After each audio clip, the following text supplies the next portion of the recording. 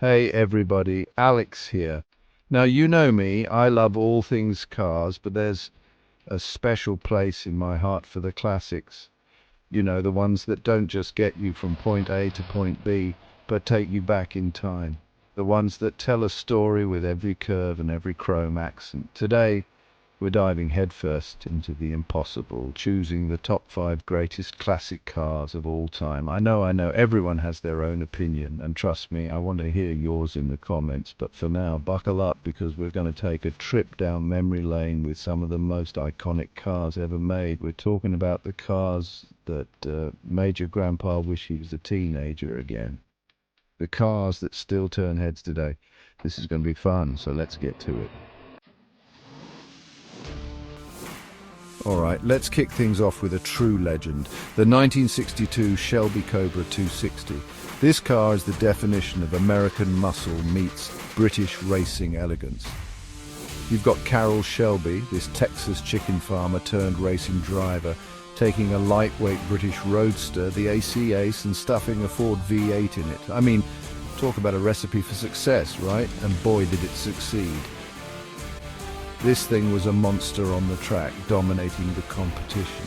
But it wasn't just about brute force. The Cobra 260 had this beautiful, flowing design that just screamed speed. Those curves, man, they're just mesmerizing. Now, you climb into one of these, and you're not sinking into plush leather seats. You're practically sitting on the road, feeling every bump, every gear change. It's a raw, visceral experience, and that's what makes it so special. The sound of that V8 roaring to life? Forget about it. It's like a lion waking up from a nap, ready to pounce.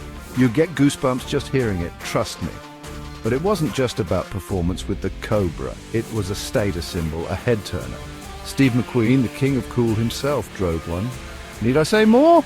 Finding a pristine Cobra today is like finding a needle in a haystack, and if you do, you better be ready to shell out some serious cash. But hey, some things are priceless, right? The Cobra 260 isn't just a car, it's an icon. It represents a time when cars were more than just transportation, they were a statement. And what a statement it made. Alright folks, if the Cobra was a lion, then the Ferrari 250 GTO is a cheetah. Sleek, powerful, and drop-dead gorgeous. This car is often called the holy grail of classic cars, and for good reason. Just 36 of these beauties were ever made, making them rarer than hen's teeth. I mean, where do you even begin with this car? The design? It's a masterpiece with those flowing lines and that iconic long nose. Enzo Ferrari knew what he was doing when he had his engineers put this thing together. They were going racing and they were going to win. And win they did. The 250 GTO dominated the GT racing scene in the early 60s. It's a true racing legend with a trophy cabinet that's the envy of even the most decorated drivers. But the GTO isn't just about trophies and lap times, it's about the experience. Sliding behind the wheel of this car is like stepping back in time. You can almost smell the Castrol R, hear the roar of the crowd, feel the tension in the air as you line up on the starting grid. Now, if you're lucky enough to see one of these in person, consider yourself blessed, and if you ever get the chance to drive one, well, let's just say you'll be telling your grandkids about it for years to come. Owning a 250 GTO today is a pipe dream for most of us. We're talking tens of millions of dollars, folks, but hey, a guy can dream, right? It's a reminder that sometimes the most beautiful things in life are also the most elusive. The Ferrari 250 GTO is more than just a car. It's a work of art, a piece of history, and a legend that will continue to inspire and captivate car enthusiasts for generations to come. Chapter 3. Porsche 911, the everyday sports car that became a legend. From one icon to another, let's talk about a car that's been a mainstay in the automotive world for over 60 years, the Porsche 911. Now, I know some of you might be thinking, Jay, the 911, it's a great car, but is it really a classic? Well, let me tell you, the 911 is the epitome of a classic. It's a car that's been constantly evolving and improving since its debut in 1963. Yet it's always stayed true to its roots. It's still got that unmistakable rear engine layout, that iconic silhouette, and that soul-stirring exhaust note. What's amazing about the 911 is its versatility. You can drive it to work during the week, take it to the track on the weekend, and then load up the family and go on a road trip. It's a true all-rounder, and that's a big part of its appeal. Over the years, there have been countless variations of the 911, from the stripped-down racing specials to the luxurious Grand Tourers. But no matter the model, the 911 always delivers that signature Porsche driving experience. It's a car that feels alive in your hands, a car that makes you want to push it harder and harder. The 911 is a testament to Porsche's engineering prowess and their commitment to building driver-focused cars. It's a car that's captured the hearts of enthusiasts around the world, and it's a car that will continue to be a benchmark for sports car excellence for years to come. Chapter 4. Chevy Bel Air, a chrome-covered symbol of American optimism.